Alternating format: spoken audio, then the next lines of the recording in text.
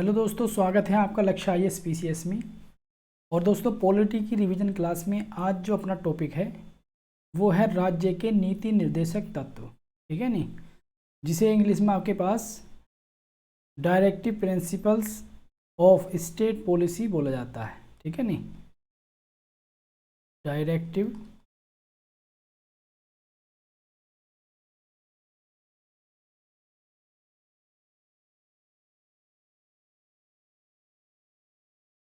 Principal of state policy, और short form में से DPSP बोल देते हैं। ठीक है नी, लास्ट सेशन में हमने जो मौलिक अधिकार हैं, फंडामेंटल राइट हैं, उन्हें कवर किया था। और आज का जो अपना लेक्चर होगा दोस्तों, वो राज्य के नीति निर्देशक तत्वों को लेकर होगा। हम कोशिश करेंगे कि लगभग सारे जो आपके पास पॉइंट हैं वो शामिल कर लिए जाएं। ठीक है नी, और कोशिश करेंगे कि अच्छे से जो है इस टॉपिक को हम कवर करें। ठीक है, तो देखो, इसमें पहले हम ये जानने की कोशिश करेंगे टॉपिक में कि राज्य के जो नीति निर्देशक तत्व हैं उनका प्रावधान संविधान में कहाँ है। तो दोस्तों, राज्य के जो नीति निर्देशक तत्व हैं, संविधान का जो भाग 4 है, संविधान के भाग 3 में जहाँ क्या है, मूल अधिकार आपके पास, तो वहीं संविधान का जो भाग 4 है वहाँ पर राज्य के नीति निर्देशक तत्वों को शामिल किया गया है। ठीक है नहीं, संविधान का जो भाग 4 में नीति निर्देशक तत्व हैं उन्हें हमने कहाँ से अडॉप्ट किया है, आयरलैंड के कॉन्स्टिट्यूशन से। ये अपने आप में क्वेश्चन बनता है। ठीक है, तो आयरलैंड से लिए गए हैं, जबकि मौलिक अधिकारों को हमने कहाँ से लिया था, अमेरिका से। ठीक, तो ये आपको डिफरेंस भी है, और हम इसमें लास्ट में आकर डिफरेंस भी देखेंगे अच्छे से मौलिक अधिकार और नीति निर्देशक तत्व के मध्य। अब बात आती है कि जो नीति निर्देशक तत्व हैं उसका उद्देश्य क्या है, उसका आपके पहले तो उसकी प्रवृत्ति कैसी है। तो प्रवृत्ति है सकारात्मक। सकारात्मक का मतलब ये है कि ये राज्य को कुछ करने का आदेश देते हैं। ठीक है नहीं, इसलिए इनकी प्रवृत्ति क्या है, सकारात्मक। राज्य को कुछ करने के लिए एक प्रकार से आदेश देते हैं। गैर बाध योग्य हैं, मतलब आपके पास ये न्यायोचित नहीं है, यानी कि न्यायालय द्वारा इन्हें संरक्षण प्राप्त नहीं है, और इन्हें कानून के द्वारा जो है लागू किया जाता है। ठीक है नहीं, उद्देश्य क्या है, सामाजिक और आर्थिक लोकतंत्र। कई बार क्वेश्चन ये पूछा जाता है दोस्तों कि भारत में सामाजिक और आर्थिक लोकतंत्र के लिए किस चीज़ का प्रावधान है भारतीय कॉन्स्टिट्यूशन में। तो राज्य के जो नीति निर्देशक तत्व हैं वो सामाजिक और आर्थिक लोकतंत्र को आपके पास की स्थापना करते हैं कॉन्स्टिट्यूशन में। ठीक है नहीं, और इन्हें लागू करने के लिए कानून बनाने की आवश्यकता होती है। विधान की आवश्यकता का मतलब कानून बनाने की, विधान का मतलब कानून। कानून के द्वारा इन्हें लागू किया जाता है। इन्हें न्यायालय द्वारा संरक्षण नहीं है, ये बाध योग्य नहीं है आपके पास, या गैर बाध योग्य है। तो वहीं मौलिक अधिकार जो है वो नकारात्मक प्रवृत्ति के। नकारात्मक का मतलब ये राज्य को कुछ करने से रोकते हैं, क्योंकि व्यक्ति को कॉन्स्टिट्यूशन में 6 मौलिक अधिकार दिए गए हैं। तो राज्य को जो है आपके पास वो मौलिक अधिकार किसके खिलाफ है, राज्य के खिलाफ है। तो राज्य को कुछ ना कुछ करने के लिए वो रोकते हैं, इसलिए इनकी जो प्रवृत्ति है, जो नेचर है, वो आपके पास नकारात्मक है। ये बाध योग्य हैं, यानी कि आपके पास इनके उल्लंघन, मौलिक अधिकारों का अगर उल्लंघन होता है तो आप जो है सुप्रीम कोर्ट या फिर हाई कोर्ट में जा सकते हो। आर्टिकल जो 32 है आपके पास, 32, उसके तहत सुप्रीम कोर्ट जा सकते हो, SC। और आर्टिकल जो 226 है उसके आपके पास तहत आप हाई कोर्ट जा सकते हो। जबकि जो राज्य के नीति निर्देशक तत्व हैं वो गैर बाध योग्य हैं, यानी अगर इनका उल्लंघन होता है तो आप जो है कोर्ट में नहीं जा सकते इनको लेकर। ठीक है, फिर जो राज्य के नीति निर्देशक तत्व हैं उनका जो उद्देश्य है वो है सामाजिक आर्थिक लोकतंत्र की स्थापना करना। तो मौलिक अधिकार आपके राजनीतिक लोकतंत्र की स्थापना करते हैं। ठीक है, और इन्हें लागू करने के लिए विधान की आवश्यकता नहीं है, ये खुद ही न्यायोचित हैं, यानी कि आपके पास कानून के द्वारा इन्हें खुद ही संरक्षण मिला हुआ है। ठीक है, जबकि इन्हें लागू करने के लिए, राज्य के नीति निर्देशक तत्व को लागू करने के लिए किसकी जरूरत पड़ेगी, कानून की जरूरत पड़ेगी। कानून के माध्यम से इन्हें लागू किया जाता है। तो ये हमने मोटा मोटा जो अंतर भी पढ़ा मौलिक अधिकार में और राज्य के नीति निर्देशक तत्व में। और लास्ट में हम जो है अच्छे से एक अंतर और पढ़ लेंगे, मौलिक अधिकार यानी मतलब स्पेशल रूप से उस चीज़ को हम पढ़ लेंगे, ठीक है नहीं। उसके बाद कुछ महत्वपूर्ण चीज़ों को देखते हैं। आपके पास कुछ महत्वपूर्ण क्वेश्चन हैं। देखो ये कई बार क्वेश्चन आ चुके हैं कि कहाँ से लिए गए हैं, आयरलैंड के संविधान से नीति निर्देशक तत्व, और प्रवृत्ति कैसी सकारात्मक है, गैरवाद योग्य है, सामाजिक आर्थिक लोकतंत्र की स्थापना भारत में कहाँ होती, कौन से आपके पास संविधान की पार्ट में होती है, तो भाग 4 में राज्य के नीति निर्देशक तत्वों में, ठीक है नहीं, और कानून के द्वारा इन्हें लागू किया जाता है। तो ये महत्वपूर्ण चीज़ें बड़े आपके पास कई बार क्वेश्चन आए हुए हैं ये सारे, पीसीएस में भी और अन्य वनडे एग्जाम में भी और आईएएस में भी जो है कथन के रूप में पूछ लेता है कि निम्न में से कौन सी बात राज्य के नीति निर्देशक तत्व के बारे में सही है। दोस्तों ये जो मैं आपको क्लासेस करा रहा हूँ ना, तो इसमें आपके पास अगर आपने अच्छे से पढ़ लिया ना, तो आईएएस, पीसीएस या अन्य वनडे एग्जाम, तो आपका जो टॉपिक है वो कवर हो जाता है, आप क्वेश्चन बना लोगे, ठीक है नहीं। देखो कहीं बाहर से क्वेश्चन नहीं आते हैं, उन्हीं टॉपिक से क्वेश्चनों को क्या होता है, बस सूरत चेंज करके उसका जो मुखौटा है वो चेंज करके रखा जाता है। अगर आपने अच्छे से पढ़े हैं तो चीज़ों को आप बना लोगे, ठीक है नहीं। क्योंकि बस थोड़ा बहुत गलती कर देता है इनमें तो आईएएस का क्वेश्चन बना लेता है, स्टेटमेंट दे देगा 4, उसमें एक आध में गलती कर देगा, आईएएस का बन जाएगा। और पीसीएस वगैरह में सीधे सीधे पूछ लिए जाते हैं, ठीक है। उसके बाद कुछ और परीक्षा की दृष्टि से जो महत्वपूर्ण चीज़ें हैं वो देखेंगे। जैसे भारत में जो कल्याणकारी राज्य की स्थापना है, कल्याणकारी राज्य की जो संकल्पना है वो कहाँ मिलती है भारत के संविधान में, प्रस्तावना में। एक तो जो आपका प्रस्तावना है उसमें, उद्देशिका भी बोलते हैं इसे, और एक राज्य के नीति निर्देशक तत्वों में कल्याणकारी राज्य की भावना आपके पास दिखाई देती है, ये संकल्पना मिलती है। उसके बाद संसद द्वारा समान पारिश्रमिक अधिनियम कब पारित किया गया, आपके पास 1976 में। समान पारिश्रमिक का मतलब महिला और पुरुष को जो है समान कार्य के लिए समान वेतन दिया जाएगा। तो ये आपके पास अधिनियम कब पारित किया गया, ये आपके पास 1976 में। स्त्री और पुरुष सभी नागरिकों को समान रूप से आजीविका के साधन भी मिलेंगे, यानी कि उनके जीवन को चलाने के जो साधन हैं वो समान रूप से दिए जाएं। ये मतलब कॉन्स्टिट्यूशन के कौन से आर्टिकल में है, आर्टिकल 39A, जो आपका राज्य का नीति निर्देशक तत्वों में आता है, यानी स्त्री और पुरुष को समान आजीविका के साधन उपलब्ध, 39A याद रखना। उसके बाद समुदाय और भौतिक जो साधनों का स्वामित्व जो है या नियंत्रण वो इस प्रकार से बटा हो कि सामूहिक हित का सर्वोत्तम साधन हो, यानी कि आपके पास जो भी भौतिक साधन है उनका जो डिस्ट्रीब्यूशन है वो इस प्रकार से हो कि समूह के हित को ध्यान में रखकर। ये प्रावधान कौन से आर्टिकल में है, आर्टिकल 39B में। देखो ये भी क्वेश्चन आते हैं ना तो व्यक्ति सोचता है कि यार पता नहीं कहाँ से क्वेश्चन लिख दिया, जबकि ये आपका वहीं से आता है जो आपने पढ़ा है, आप ऊपर ऊपर पढ़ के निकल जाते हो। जैसे आपके पास अगर पूछा जाए कि समुदाय और भौतिक साधनों का जो स्वामित्व है उस पर नियंत्रण के लिए जो डिस्ट्रीब्यूशन होता है, जहाँ पर सामूहिक हित को सर्वोत्तम माना जाता है, वो किस आर्टिकल में है, 39B में। अगर पूछा जाए कि स्त्री और पुरुष को समान आजीविका के साधन डिस्ट्रीब्यूट होने चाहिए, ठीक है नहीं, वो कहाँ पे है आपके पास, वो आपका आर्टिकल में है 39A में। तो बड़े आसान है, बस एक बार आपको देखने की ज़रूरत है।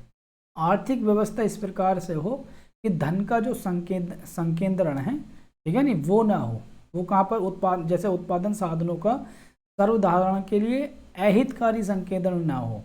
ये प्रावधान क्यों है, यह कहाँ प्रावधान आपके पास, ये प्रावधान आपका 39C में, यानी कि धन के संकेंद्रण पर रोक लगाता है, ठीक है नहीं, सर्वसाधारण के अहितकार में, यानी उत्पादन के जो साधन है उनका डिस्ट्रीब्यूशन जो है इस प्रकार होना चाहिए कि जो आम ज़्यादा जनता है उसके अहित में ना हो धन का संकेंद्रण, ये 39C में। तो तीनों आपके पास आर्टिकल बड़े महत्वपूर्ण हैं, बड़े अच्छे क्वेश्चन हैं, इन्हीं को सीधा सीधा लिख लेता है और क्वेश्चन पूछ लेता है, ठीक है। उसके बाद कुछ महत्वपूर्ण चीज़ें ये हैं कि स्त्री और पुरुष के लिए समान कार्य के लिए समान वेतन, ये संविधान के कौन से आर्टिकल में है, आर्टिकल 39D में। और ये जो तीनों आर्टिकल हैं 39A, 39B, 39C और D, ये सब आपके नीति निर्देशक तत्वों के अंतर्गत आते हैं, ठीक है। कुछ अन्य भी चीज़ें हैं जैसे मूल कर्तव्यों की संख्या, ठीक है, मूल कर्तव्यों की संख्या कौन से संविधान द्वारा जोड़ी गई, तो 42वें संविधान संशोधन द्वारा, ठीक है नहीं। जोड़े गए और शुरू में कितने मूल कर्तव्य जोड़े गए थे 10, और 11वां मूल कर्तव्य जो है वो 86वें संविधान संशोधन द्वारा जोड़ा गया। ये मैं आपको बता भी चुका हूँ पहले। 11वां मूल कर्तव्य क्या था आपके पास? 11वां मूल कर्तव्य ये था आपका 6 से 14 वर्ष के बच्चे को अनिवार्य और निःशुल्क शिक्षा उपलब्ध कराने में माता पिता सहयोग करेंगे। ठीक है, और जो मूल कर्तव्य हैं वो किस समिति की सिफारिश पर जोड़े गए? तो स्वर्ण सिंह समिति की जो है सिफारिश पर मूल कर्तव्य जोड़े गए। उस समिति में कितने सदस्य थे? 12। ठीक है नहीं। और एक आपके पास क्वेश्चन ये है कि मूल कर्तव्यों को कहाँ से लिया गया है? तो सोवियत संघ से उस समय लिया गया था, या आप ये कह सकते हो रूस अब इस समय लीड कर रहा है, सोवियत संघ से। मूल कर्तव्यों को कहाँ से लिया गया था? सोवियत संघ से। यहाँ मैं लिख देता हूँ सोवियत संघ से। सोवियत, उस समय सोवियत संघ था, रूस डोमिनेटेड आपके पास एक संगठन था सोवियत संघ, वहाँ से हमने जो है मूल कर्तव्यों को लिया गया है। इंदिरा गांधी के टाइम पर ये जोड़े गए हैं, ये भी आपको याद रखना है। और मूल कर्तव्यों के जो क्रियान्वयन में, वैसे हम अगला टॉपिक मूल कर्तव्य ही पढ़ेंगे, वहाँ भी इन चीज़ों को पढ़ेंगे, लेकिन यहाँ कुछ क्वेश्चन की फॉर्म में है तो हम देख लेते हैं। मूल कर्तव्यों को प्रभावी बनाने के लिए जो गठित समिति थी, यानी उनके इम्प्लीमेंटेशन के लिए कौन सी समिति गठित की गई? JS वर्मा समिति। ये भी आपको याद रखना है। यानी मूल कर्तव्य लाए की समिति की सिफारिश पर गए? स्वर्ण सिंह की समिति पे। और उनके इम्प्लीमेंटेशन के लिए आपके पास वर्मा समिति, JS वर्मा समिति 1999 में गठित की। ठीक है, शुरू में 10 मूल कर्तव्य थे, बाद में 11वां मूल कर्तव्य 86वें संविधान संशोधन द्वारा जोड़ा गया। 6 से 14 वर्ष के बच्चे को अनिवार्य, निःशुल्क और अनिवार्य शिक्षा उपलब्ध कराने में माता पिता उसकी हेल्प करेंगे। ठीक है, और 42वें संविधान संशोधन द्वारा जोड़ा गया। सोवियत संघ के से हमने इन्हें मूल कर्तव्यों को अडोप्ट किया है। ठीक है, ये आपको मूल कर्तव्य से संबंधित 2-4 क्वेश्चन थे, ये वो हमने देखे। आगे हम मूल कर्तव्यों को टॉपिक भी कवर करेंगे, लेकिन आज का जो अपना टॉपिक है वो नीति निर्देशक तत्वों पर ही बेस्ड है। इसी क्रम में देखो आगे अगर हम देखें कि इम्पोर्टेंस ऑफ डायरेक्टिव प्रिंसिपल, यानी कि नीति जो निर्देशक तत्व हैं उनकी इम्पोर्टेंस क्या है। पहली इम्पोर्टेंस तो दोस्तों यही है, ये लोक कल्याणकारी राज्य की स्थापना करते हैं। क्वेश्चन सीधा सीधा पूछा जाता है कि भारत में जो लोक कल्याणकारी राज्य है उसकी स्थापना संविधान के किस भाग में है? तो संविधान का भाग 4, राज्य के नीति निर्देशक तत्व। ठीक है, उसके बाद आर्थिक और सामाजिक लोकतंत्र की स्थापना कहाँ की जाती है? नीति निर्देशक तत्वों में। जबकि राजनीतिक लोकतंत्र कहाँ मिलता है? राजनीतिक लोकतंत्र ऊपर ही हम बता कर आए आपके पास, ये आपका मूल अधिकार में मिलता है, मूल अधिकार में। ठीक है नहीं, जो मौलिक अधिकार हैं आपके वो राजनीतिक लोकतंत्र की स्थापना करते हैं, तो वही नीति निर्देशक तत्व जो है आर्थिक और सामाजिक लोकतंत्र की स्थापना करते हैं। हम सारी चीज़ों को कवर करेंगे, वीडियो थोड़ा सा लॉन्ग हो सकता है, लेकिन दोस्तों बस आपको लास्ट तक वीडियो को देखना है। अगर आपको ये कंटेंट अच्छा लगता है, मेरा जो समझाया हुआ आपके समझ में आता है, तो चैनल को सब्सक्राइब करें और ज़्यादा से ज़्यादा शेयर करें, ताकि आपके फ्रेंड्स लोग भी इस नॉलेज को ले सकें। और बिल्कुल सारी चीज़ें मैं आपको फ्री करा रहा हूँ, कोई कॉस्ट नहीं है, बस आप अपने एग्ज़ाम के लिए अच्छे से आपको वीडियो देखना है। देखो, कल्याणकारी राज्यों का आधार, भारत सरकार के कल्याण कार्यों का जो आधार है वो क्या है? योजनाएं। जो सरकार जो है गरीबों के लिए योजनाएं बनाती है, वो सरकार के कल्याणकारी राज्य को दिखाती हैं। ठीक है, और सरकार से ही उम्मीद की जाती है कि योजनाएं बनाते हुए, ठीक है, राज्य के नीति निर्देशक तत्व के जो उद्देश्य हैं उन्हें मतलब आपके पास कंप्लीट करने की कोशिश करें। अब ये क्वेश्चन बनता है कि भारत का जो संविधान का दर्शन कहाँ निहित है? तो ये आपके पास नीति निर्देशक तत्वों में, नीति निर्देशक तत्वों में। कई बार क्वेश्चन पूछा गया कि भारतीय संविधान का दर्शन कहाँ पर है निहित? तो राज्य के नीति निर्देशक तत्वों में। उसके बाद अगर न्यायपालिका के सामने दोस्तों कोई भी अगर संवैधानिक कठिनाई आती है, यानी कोई मामला ऐसा आता है उसे समझने में कोई भी कठिनाई आती है, तो न्यायपालिका जो है एक तो संविधान की प्रस्तावना और राज्य के नीति निर्देशक तत्वों को ध्यान में रखकर ही संविधान को समझने का प्रयास करती है। तो कई बार को ये क्वेश्चन बनता है कि आपके पास न्यायपालिका संवैधानिक वाद विवादों के संदर्भ में किस चीज़ का सहारा लेती है? संविधान के किस पार्ट का सहारा लेती है? तो प्रस्तावना का और राज्य के नीति निर्देशक तत्वों का। ठीक है, उसके बाद वर्तमान में उच्च न्यायालय द्वारा जो जनहित याचिकाएं हैं, जो आपके पास जनहित याचिकाएं के अंतर्गत जीवन का जो अधिकार की विशद व्याख्या है वो जो की गई है, तो जीवन के अधिकार में आजीविका का अधिकार भी जो है वो कहाँ वर्णित है, वो राज्य के नीति निर्देशक तत्वों में वर्णित है। कई बार ये मतलब क्वेश्चन बन सकता है कि जनहित याचिकाओं में जो जीवन का अधिकार आपके पास आता है, तो वो आपके पास उसमें जो आजीविका का पॉइंट है वो कहाँ से संबंधित है, तो राज्य के नीति निर्देशक तत्वों से, ये आपको याद रखना है। उसके बाद हम देखेंगे बहुत सारे विचारक हुए हैं जिन्होंने राज्य के नीति निर्देशक तत्व के बारे में बातें कही हैं, ठीक है नहीं, जैसे डॉक्टर अंबेडकर। तो डॉक्टर अंबेडकर ने कहा राज्य के नीति निर्देशक तत्वों के बारे में कि आपके पास भारतीय राज्य व्यवस्था के जो आर्थिक लोकतंत्र को निर्धारित करने के लिए राज्य के नीति निर्देशक तत्व का बड़ा महत्वपूर्ण योगदान है। जिस प्रकार राजनीतिक लोकतंत्र की स्थापना मौलिक अधिकार करते हैं, ठीक है नहीं, आपके पास फंडामेंटल राइट करते हैं, आपके पास फंडामेंटल राइट करते हैं, राजनीतिक लोकतंत्र की आपके पास फुलफिल करते हैं लोकतंत्र, राजनीतिक लोकतंत्र की भावना को, उसी प्रकार आर्थिक लोकतंत्र की भावना को आपके पास ये जो डायरेक्टिव प्रिंसिपल हैं ये कंप्लीट करते हैं, यानी निदेशक तत्व, निदेशक तत्व, ठीक है। तो ये डॉक्टर अंबेडकर ने कहा कि जिस प्रकार मूल अधिकारों का जो आपके पास महत्व है वो राजनीतिक लोकतंत्र की स्थापना करने में, वैसे ही आर्थिक लोकतंत्र की और सामाजिक लोकतंत्र की स्थापना करने में राज्य के नीति निर्देशक तत्वों का महत्व है। तो वहीं ग्रेनविल ऑस्टिन इन्होंने कहा कि जो निदेशक तत्व हैं वो सामाजिक क्रांति के उद्देश्य की प्राप्ति के माध्यम है, यानी समाज में जो भी आपके पास परिवर्तन है वो नीति निर्देशक तत्वों के माध्यम से लाया जा सकता है। वी.एन. राव, ये आपके पास संवैधानिक सलाहकार जो समिति है आपके पास उसके उसमें ये शामिल थे। इन्होंने कहा कि जो नीति निर्देशक तत्वों का राज्य प्राधिकारियों के लिए शैक्षिक महत्व है, यानी कि आपके पास राज्य के जो प्राधिकारी हैं या राज्य की जो सरकार है, तो वो जब भी कानून बनाएगी तो नीति निर्देशक तत्व जो है उनके लिए बहुत महत्व रखते हैं। वो अपने कानूनों में राज्य के जो नीति निर्देशक तत्व को शामिल करने की कोशिश करें, उनके उद्देश्य को शामिल करने की कोशिश करें, ठीक है नहीं। तो ये आपके पास ये याद रखना है। तो 3-4 आपके पास स्टेटमेंट थे। तो कभी कभी सीधा स्टेटमेंट पूछ लिया जाता है कि नीति निर्देशक तत्वों का राज्य प्राधिकारियों के लिए शैक्षिक महत्व किसने कहा, वी.एन. राव ने, या फिर डॉक्टर अंबेडकर के कोट को पूछ लेगा, या ग्रेनविल ऑस्टिन के कोट को पूछ लेगा। तो ये आपको याद रखना है। और ये संविधान सभा में संवैधानिक सलाहकार थे ये वी.एन. राव, ये भी याद रख लेना आप, ठीक है नहीं। ये संवैधानिक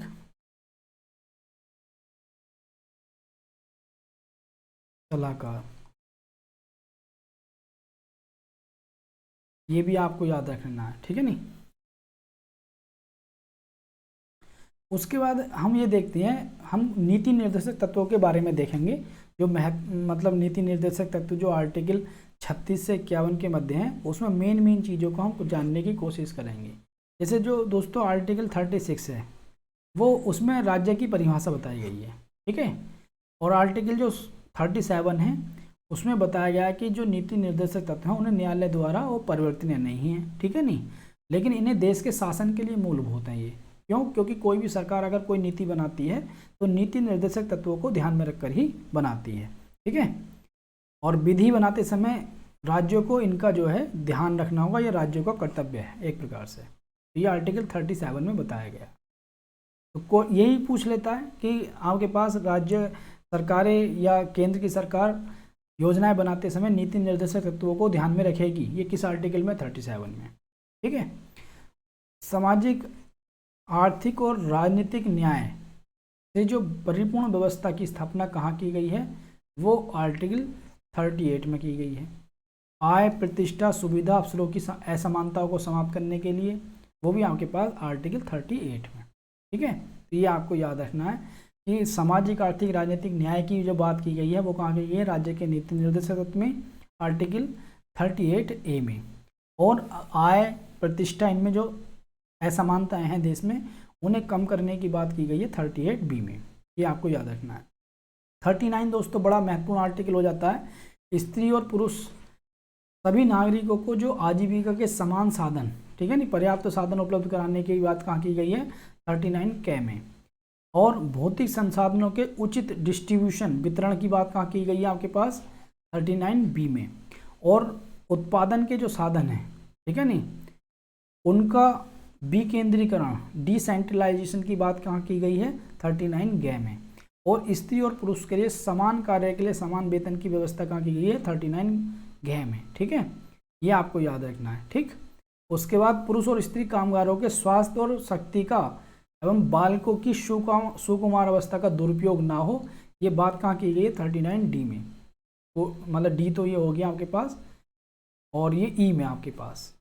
और ये बहुत मोस्ट है, आपको बस एक एक पॉइंट याद रखना है। बालकों को स्वतंत्र और गरिमापूर्ण वातावरण में स्वस्थ विकास के अवसर की सुविधा कहाँ दी गई 39F में। तो ये 39 जो आर्टिकल है बड़ा महत्वपूर्ण हो जाता है, बस आपको इसे एक बार देख लेना कि स्त्री पुरुष को समान आजीविका 39A में, और भौतिक संसाधनों के वितरण की बात कहाँ की गई है 39B में, उत्पादन के साधनों के डिसेंट्रलाइजेशन या विकेंद्रीकरण की बात 39C में, स्त्री पुरुष के लिए बहुत कई बार आया हुआ है इस समान कार्य के लिए समान वेतन 39D में, और स्त्री पुरुष कामगारों के स्वास्थ्य शक्ति और बालकों के सुकुमार अवस्था का दुरुपयोग न हो इस चीज़ की व्यवस्था 39E में। ठीक है नहीं, और बालकों के स्वतंत्र और गरिमापूर्ण वातावरण में स्वस्थ विकास के लिए 39 आपके पास ई में। ठीक है नहीं, एफ में सॉरी। तो 39 आपका बड़ा महत्वपूर्ण हो जाता है, बस आपको एक बार निगाह देख लेनी है। ये 3 4 जो शुरू के 4 5 हैं ये बिल्कुल मोस्ट हैं, ये तो बिल्कुल ठीक है, तो सीधे सीधे पूछ लिए जाते हैं क्वेश्चन। उसके बाद एक आता है 39K। ये बहुत कई बार पूछा गया है कि जो निःशुल्क कानूनी जो सहायता उपलब्ध कराने का प्रावधान कहाँ पर है 39K में। समान अवसर के आधार पर गरीबों को जो निःशुल्क कानूनी सहायता उपलब्ध कराई जाएगी 39K में। 42वें संविधान संशोधन द्वारा इसे जोड़ा गया है। ठीक, ये भी याद रखना है। तो देखो इसमें रटने की कोई ज़रूरत नहीं, लोग बच्चे ये सोचते हैं कि हमें आर्टिकल रटने पड़ेंगे, नहीं। आप ये अपने आप से क्वेश्चन कीजिए ना, यार ये जो गरीब हैं वो कैसे न्याय पाते होंगे, उनके लिए कानूनी सहायता फ्री होनी चाहिए। तो जब आप ये मन में आएगा ना तुम्हारे कानूनी सहायता फ्री होनी चाहिए, तभी आपका ध्यान एकदम ऑटोमेटिक ही चला जाएगा आर्टिकल 39K में संविधान में। क्योंकि आपको अपने दिमाग पे इतना विश्वास रखना होगा, आपका दिमाग कंप्यूटर है, कोई चीज़ें रिकॉल हो जाएंगी आपको, लेकिन आपको व्यवहारिकता से उसे जोड़ना पड़ेगा। जैसे आपको अगर ये सीखना है ये वाला कि यार बालकों का जो विकास है उसके लिए स्वस्थ जो है वातावरण चाहिए, ठीक है नहीं, तो कॉन्स्टिट्यूशन में कहाँ है इसका प्रावधान, तो आप एकदम बता दोगे 39F में या 39C में। और अगर आपसे पूछा जाए कि यार स्त्री और कार्य के लिए यार इतना डिफरेंस क्यों, ऐसे करके याद रखना होता है, वो रटना नहीं है कि 39D में ये दिया हुआ 39 इसमें, ऐसा नहीं रटना है। आप जो ये दिया हुआ है उसे याद रखना है, यार महिला पुरुष का समान कार्य के लिए समान वेतन तो मिलना ही चाहिए।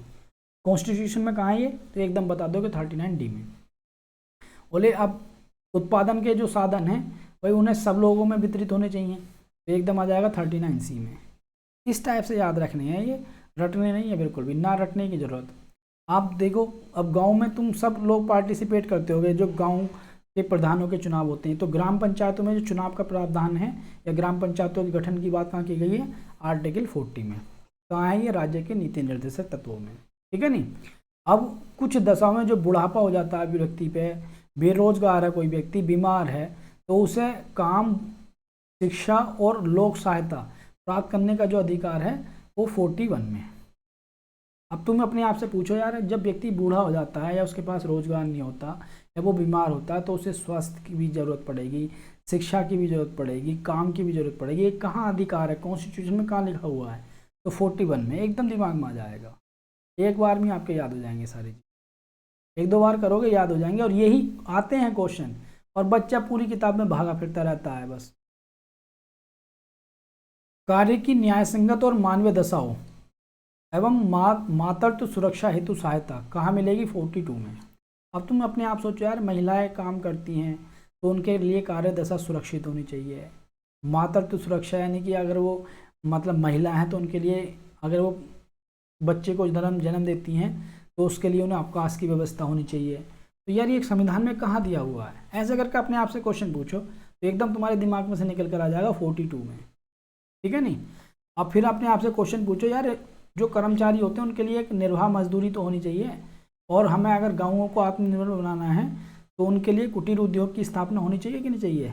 जब ये अपने आप से क्वेश्चन पूछोगे कि गाँव में आत्मनिर्भर कैसे बनाएं, जो छोटे छोटे उद्योग हैं वो लगाओ, और निर्वाह जो मजदूरी है वो होनी चाहिए, मिलनी चाहिए प्रत्येक व्यक्ति को, एकदम तुम्हारे दिमाग में आ जाएगी 43। आर्टिकल नंबर कहाँ है ये? 43 में, ठीक है नहीं। फिर एक आपके पास अगला आर्टिकल है कि आप सोचोगे कंपनियां जो चलती हैं यहाँ पर जो इनका मैनेजमेंट होता है उसमें मजदूरों की भी तो भागीदारी होनी चाहिए, और ये सब जानते हो आप ये सारी चीज़। ये अगर मैं आपसे कहूँ कि कंपनियां जो चलती हैं वहाँ मैनेजमेंट में मजदूरों की भागीदारी होनी चाहिए कि नहीं चाहिए, आप कहोगे होनी चाहिए। तो मैं कहूँगा कि कहाँ है बताना आर्टिकल में, तो एकदम तुम्हारे दिमाग में आ जाएगा 43 के में। और 42वें संविधान संशोधन द्वारा इसे जोड़ा गया, ये भी ध्यान रख लेना। फिर अगला क्वेश्चन मैं आपसे करूंगा कि भाई आप ये बताइए कि सहकारी समितियों का मतलब स्थापना होनी चाहिए नहीं चाहिए, बोले आप कहोगे होनी चाहिए। तो कॉन्स्टिट्यूशन में कहाँ रखें फिर, तो आप बता दोगे 43 खे में। इस संविधान संशोधन द्वारा, 97वें संविधान संशोधन द्वारा, कब? 2011 में। बस ऐसे करके याद रखना है, रटना नहीं है बिल्कुल भी। एक बार ऐसे याद कर लोगे, एक बार दोबारा रिवाइज कर लोगे, चीज़ें आपके याद हो जाएंगी, आपको रटने की कोई ज़रूरत है नहीं। एक समान नागरिक संहिता। अब आप ये सोचो कि यार आजकल ये कुछ राज्यों में ये चर्चा चली है कि हम सभी के लिए एक समान कानून बनाएंगे। गोवा पहला राज्य ऐसा है जहाँ पे एक समान नागरिक संहिता है।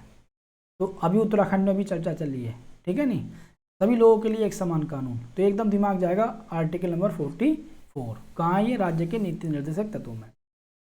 एक हमने पढ़ा था आर्टिकल नंबर मौलिक अधिकार में 21 के, वहाँ हमने ये पढ़ा था कि 6 से 14 वर्ष के बच्चे को निःशुल्क और अनिवार्य शिक्षा की व्यवस्था यानी अधिकार देता है ये आर्टिकल। तो उसी समय ये आर्टिकल कहाँ से टूटा था? 45 से, आर्टिकल नंबर 45 से। अब 6 से 14 वर्ष के बच्चे को अनिवार्य निःशुल्क शिक्षा का प्रावधान है 21 के में, लेकिन 45 में अब 6 से 14 वर्ष के बच्चे वहाँ पहुँच गया। तो उसके बाद 0 से 6 वर्ष का बच्चा जो है यहाँ शामिल हो गया। ठीक, 0 से 6 वर्ष के या 6 वर्ष से कम आयु के बच्चे को शिक्षा और देखभाल की व्यवस्था आर्टिकल 45 में। और जब ये तोड़ा था आपके पास इस आर्टिकल को 45 को, किस संविधान संशोधन द्वारा? 86वें संविधान संशोधन द्वारा, 2002 में, ये याद रखना है। और 86वें संविधान संशोधन द्वारा ही उसी समय आर्टिकल 21 के जोड़ा गया था और 6 वर्ष से 14 वर्ष के बच्चे की अनिवार्य और निःशुल्क शिक्षा की व्यवस्था की गई थी। और उसी समय एक मौलिक अधिकार जोड़ा था 51 के में, अगर आपको याद हो कि माता पिता का 11वां मौलिक अधिकार जोड़ा था। माता पिता का ये कर्तव्य होगा कि अपने बच्चे को 6 वर्ष से 14 वर्ष का जो बच्चा है उसे निःशुल्क और अनिवार्य शिक्षा उपलब्ध कराने में उसकी हेल्प करेंगे। तो यहीं से एक आर्टिकल से ये 3 आर्टिकल जुड़ जाते हैं, 51 के भी और 21 के, दोनों यहाँ इसी संविधान संशोधन से ये जोड़े गए हैं। ये मूल अधिकार है, यहाँ मूल अधिकार ये है 21 के, और मूल कर्तव्य जो है 51 के। तो यहीं पे बन जाता है, आपको याद रखने की कोई ज़रूरत नहीं है, एक आर्टिकल पढ़ो तीनों याद रख लो। हमारा जो संविधान है वहाँ पर अनुसूचित जातियों और जनजातियों के या दुर्बल वर्गों के शिक्षा या उनके अन्य हित जो है उनकी अभिवृद्धि की बात कहाँ की गई है? आर्टिकल 46 में। अब अपने आप से क्वेश्चन करो यार, ये छोटी कास्ट जो होती हैं, SC/ST जो होती हैं, इनकी शिक्षा से या इनके अन्य दावे कहाँ पे दिए गए हैं कॉन्स्टिट्यूशन में? तो 46 में, ठीक है नहीं। उसके बाद लोगों में पोषाहार स्तर या जीवन स्तर को ऊंचा उठाने तथा लोक स्वास्थ्य में प्राथमिक कर्तव्य माना। सबसे बड़ी चीज़ है ये याद रखो, जो मादक पेय पदार्थ हैं या नशीले पदार्थों का सेवन पर प्रतिषेध कहाँ दिया गया है? 47 में। और गांधी जी भी इस चीज़ के लिए कहते थे। तो इसी आधार पर हमारे जो ये जो राज्य के नीति निर्देशक तत्व हैं उन्हें 3 पार्ट में बांटा गया है, गांधीवादी, समाजवादी और उदारवादी। वो हम आगे पढ़ेंगे, ठीक है नहीं। तो इसमें क्या है, आपको लोगों का जो जीवन स्तर है उसे ऊंचा उठाना, और दूसरा नशीले पदार्थों पर प्रतिबंध लगाना। तो आर्टिकल 47 में ऐसा करके याद रखो यार, नशा इतना हो रहा है, इतनी ड्रग्स पकड़ी जा रही हैं, तो ये कहाँ है इसकी रोकथाम? तो 47 में, ऐसा करके याद रखना होता है। फिर कृषि और पशुपालन कहाँ की व्यवस्था की गई है, और जो हमारी गाय मतलब गाय हैं और बछड़े हैं या देसी नस्ल के जो पशु हैं उनके परिरक्षण एवं उनके वध को प्रतिषेध कहाँ किया गया है, आर्टिकल 48 में।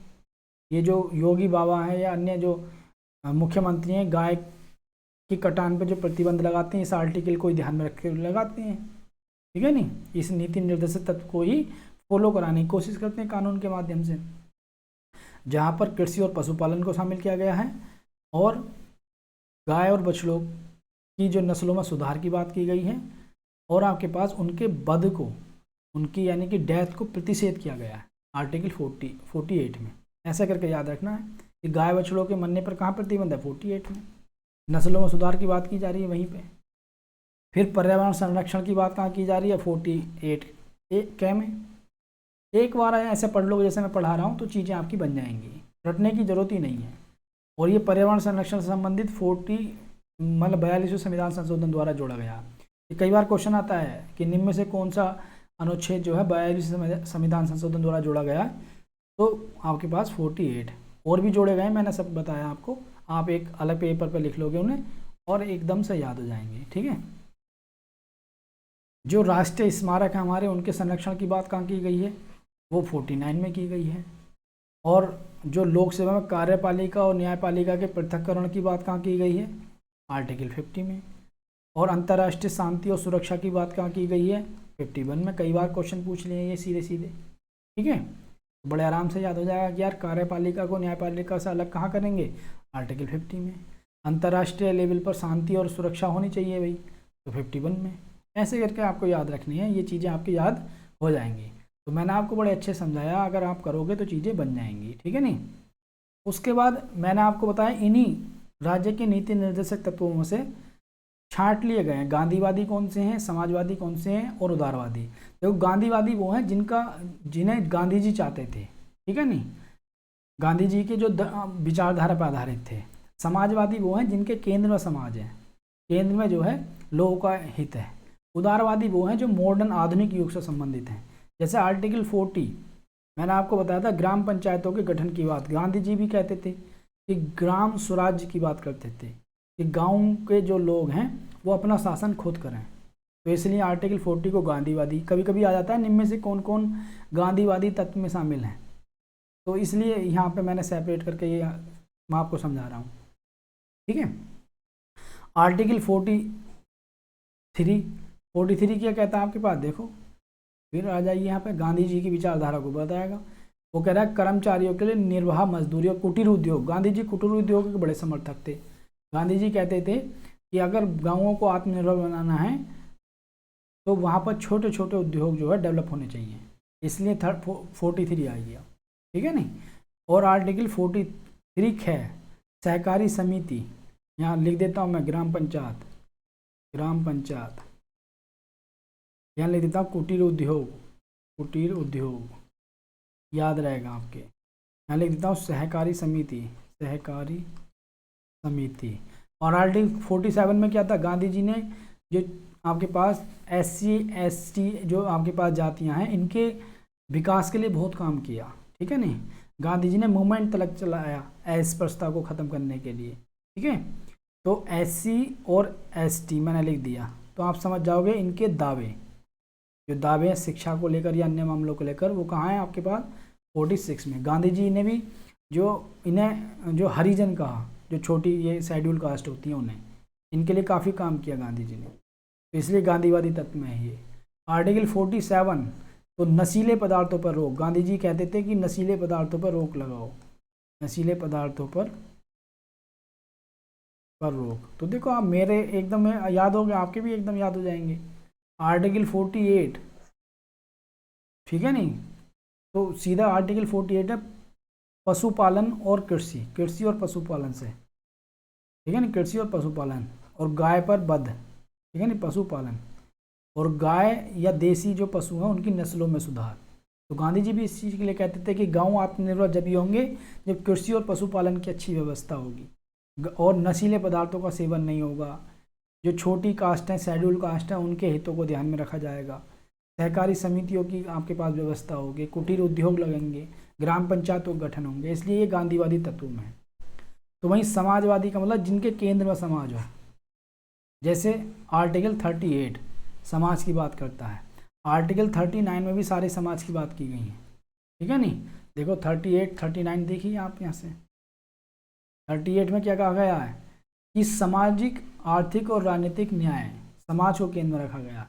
39 में भी सारी चीज़ें क्या है, पुरुष स्त्री नागरिक और एवं सभी नागरिकों को आजीविका के पर्याप्त साधन हो, ठीक है नहीं, समुदाय में भौतिक संसाधनों का उचित वितरण हो, उत्पादन के साधनों का विकेंद्रीकरण, ये सब समाजवादी मूल्य हैं, ठीक है नहीं, इसलिए इन्हें समाजवादी में रखा गया।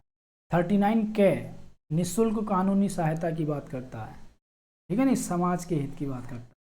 41 बुढ़ापे में या बीमारी के टाइम पर जो है शिक्षा स्वास्थ्य इनके काम की बात, ठीक है नहीं, बेरोजगारी के समय काम मिलना चाहिए, बुढ़ापे में स्वास्थ्य की व्यवस्था सही है, शिक्षा की व्यवस्था होनी चाहिए, ठीक है। आर्टिकल 42 क्या कहता है, आर्टिकल 42, आर्टिकल 42 ये कहता है आपके पास, देखो एक बार, न्याय संगत यानी समाज के हित में न्याय संगत और मानवीय दशाओं में कार्य की बात करता है और मातृत्व सुरक्षा की बात करता है। तो 42 भी आपके पास समाज को हित में, ध्यान है महिला केंद्रित है। आर्टिकल 43 कुटीर उद्योग की बात करता है, निर्वहन मजदूरी की न्यूनतम मजदूरी की बात करता है, ठीक है नहीं, तो ये समाज के हित में ही है, तो इसलिए समाजवादी में है। 43 क्या है, तो 43 क्या क्या क्या ये कहता है कि जो मैनेजमेंट होता है कंपनियों का उसमें मजदूरों की भी सहभागिता होनी चाहिए, यानी कि मजदूर किसान मजदूर आंदोलन की बात करता है समाजवाद, ठीक है, तो इसलिए समाजवादी में है। और आर्टिकल 47 में आपके पास नशीले पदार्थों पर रोक की बात की गई है, और एक और बात की गई है कि लोगों में जो पोषाहार है का उसका स्तर और जीवन का स्तर ऊंचा होना चाहिए, यानी लोगों को ध्यान में रखकर, इसलिए समाजवादी है। उदारवादी में वो शामिल किया गया है जो उदार है, जैसे एक समान नागरिक संहिता आर्टिकल 44, एक समान नागरिक संहिता। आर्टिकल 45 0 से 6 वर्ष के बच्चे को निःशुल्क और कानूनी सहायता मतलब शिक्षा, निःशुल्क और अनिवार्य शिक्षा या उसके रख रखाव की व्यवस्था करना, ये एक समान नागरिक संहिता, एक समान नागरिक संहिता, ठीक है। उसके बाद आर्टिकल 48 कृषि और पशुपालन, कृषि व पशुपालन की बात, यानी कि उदारवादी है ये, ठीक है नहीं। 48 क्या, पर्यावरण संरक्षण, तो आज जो है पर्यावरण संरक्षण आधुनिक टाइम का एक विषय है, ठीक है नहीं। 49 स्मारकों की सुरक्षा, स्मारकों का रख रखाव। 50 कार्यपालिका और न्यायपालिका में पृथक्करण, और 51 अंतर्राष्ट्रीय शांति और सहयोग की बात। तो इस टाइप से ये उदारवादी है, तो रटने नहीं है आपको, सब आप जानते हो, बस आप देख लो इसमें समाज की बात की आ रही है, इसमें गांधी जी की थोड़ी सी विचारधारा आ रही है, गांधी जी की विचारधारा यहाँ से पता चल जाए, ग्राम पंचायत गाँवों के आसपास ही सिमट रही है, ठीक है नहीं, सहकारी समिति, SC ST के लिए आगे बढ़ना, नशीले पदार्थों पर रोक, कृषि पशुपालन। तो गांधी जी गांव के आसपास ही हैं। समाजवादी में पूरे समाज को केंद्र में रखा गया है।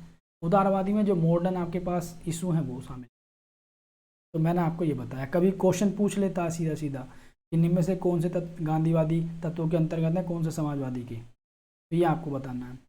फिर एक आपको ये भी याद रखना है कि 97वें संविधान संशोधन द्वारा, वैसे मैंने बता दिया, ये 2011 में आर्टिकल 43 के तहत सहकारी समितियों की व्यवस्था की गई है, ठीक है, ये मैं ऊपर बता चुका हूँ, ठीक।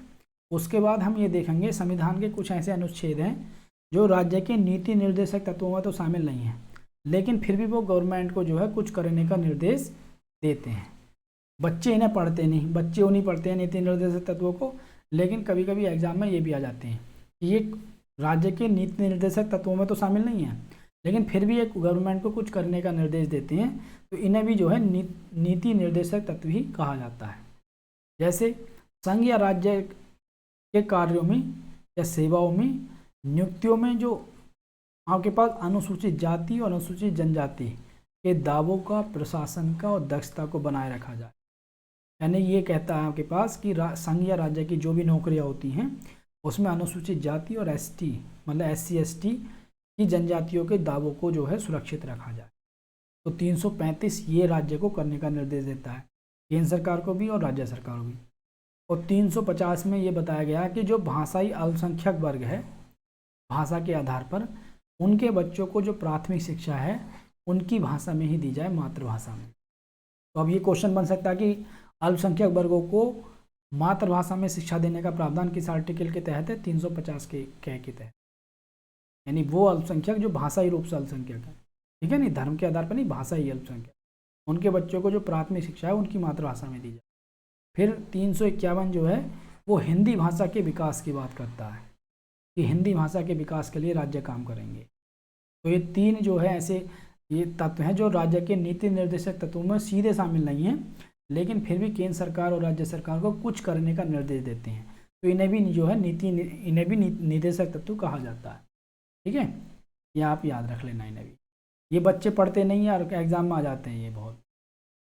तो दोस्तों अब लास्ट में हम देखेंगे मैंने आपको बताया था कि मूल अधिकार और राज्य के नीति निर्देशक तत्वों में अंतर क्या है। वैसे हम मोटा मोटा वहाँ जान चुके हैं, लेकिन एक बार फिर देख लेते हैं। Difference between fundamental rights and directive principle of state policy. तो पहला तो आपके पास अंतर यही है, संविधान के भाग 3 में है ये, आर्टिकल 12 से 15 तक, ये भाग 4 में है, आर्टिकल 36 से 51 तक। दूसरा ये है कि ये व्यक्तियों को दिया गया अधिकार है, ठीक है नहीं, लेकिन यहाँ ये राज्यों के दायित्व हैं, ठीक है नहीं। यहाँ पर मूल अधिकार व्यक्तियों के लिए दिए गए हैं, लेकिन यहाँ राज्यों के लिए आदेश दिए गए हैं कि आपको नीतियाँ बनाते हुए ये काम करना है या नीति निर्देशक तत्वों को शामिल करना है नीतियों में, ठीक है नहीं। सुशासन की स्थापना के लिए लोक कल्याणकारी इसमें भावना निहित है नीति निर्देशक तत्वों में, ठीक है। तो अगर कहीं क्वेश्चन आता है कि लोक कल्याणकारी भावना संविधान के किस भाग में है, तो भाग 4 में। उसके बाद जो मूल अधिकार है न्यायालय द्वारा प्रवर्तनीय, यानी कि अगर आपके मूल अधिकारों का उल्लंघन होता है तो आप न्यायालय जा सकते हो, जो कोर्ट द्वारा ये संरक्षित है। लेकिन ये कोर्ट द्वारा संरक्षित नहीं है, इनके उल्लंघन पर आप न्यायालय में नहीं जा सकते। इन्हें कानून के द्वारा राज्य सरकार या केंद्र सरकार द्वारा लागू किया जाता है, ठीक है। जो मूल अधिकार है वो राजनीतिक लोकतंत्र की व्यवस्था करते हैं, तो ये सामाजिक और आर्थिक लोकतंत्र की व्यवस्था करते हैं, ठीक है नहीं। ये आपको मूल अधिकारों का जो प्रकृति है वो नकारात्मक है, क्योंकि ये राज्य सरकार के खिलाफ होते हैं, राज्य के खिलाफ होते हैं, केंद्र सरकार और राज्य सरकार दोनों खिलाफ, या टोटल मिलाकर राज्य के खिलाफ। और ये राज्य को कुछ करने के लिए रोकते हैं, क्योंकि व्यक्ति के जो 6 मूल अधिकार हैं उनका हनन राज्य नहीं कर सकता। जबकि ये सकारात्मक इसलिए हैं क्योंकि ये राज्य को आदेश देते हैं लोगों के लिए काम करने के लिए, या नीति निर्देशक तत्व को अपनी नीतियों में शामिल करने के लिए, इसलिए सकारात्मक, ठीक है नहीं। मूल अधिकारों के क्रियान्वयन होने पर अनेक युक्तियुक्त सीमाएं हैं, यानी मूल अधिकार से संबंधित जो है कुछ प्रतिबंध भी हैं, ठीक है, लेकिन इन पर कोई सीमा नहीं है, क्योंकि राज्य के कानून द्वारा लागू किए जाते हैं। और जब लोग सरकार कानून के द्वारा इन्हें लागू नहीं करती तो आप इनके उल्लंघन पर न्यायालय भी नहीं जा सकते, इन पर कोई सीमा नहीं है। जबकि मूल अधिकार जब लागू होते हैं तो उन पर कुछ ना कुछ प्रतिबंध लगा हुआ होता है, ठीक है। जैसे मूल अधिकारों को संविधान में विशेष संरक्षण प्राप्त है, कॉन्स्टिट्यूशन के भाग हैं मूल अधिकार। कॉन्स्टिट्यूशन में जो है जो बेसिक स्ट्रक्चर है, बुनियादी ढांचा है संविधान का, उसमें शामिल है, ठीक है नहीं। अगर मूल अधिकारों का हनन होता है तो आर्टिकल 32, ये जो आर्टिकल है 32 के तहत आप सुप्रीम कोर्ट जा सकते हो, और आर्टिकल 226 के तहत आप उच्च न्यायालय जा सकते हो।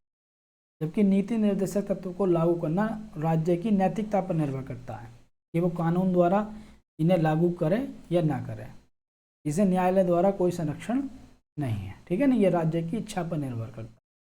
राज्य की जो कल्याणकारी भावना है या राज्य की नीतियों का जो समीक्षा है वो इसी आधार पर देखी जाती है कि राज्य ने नीति निर्देशित तत्वों को लागू करने में कितनी तत्परता दिखाई है, ठीक है।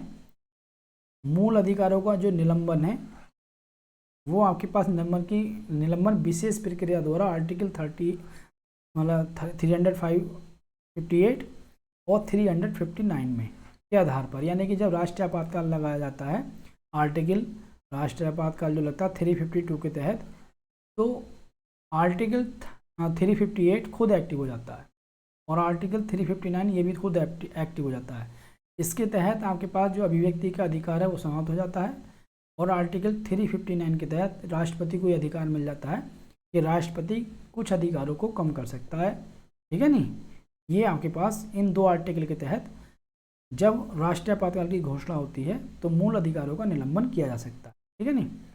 लेकिन नीति निर्देशक तत्व जब तक लागू नहीं होते, जब तक राज्य सरकार या केंद्र सरकार कानून बनाकर उन्हें लागू न करे, तब तक ये स्वतः ही निलंबित रहते हैं, ठीक है नहीं।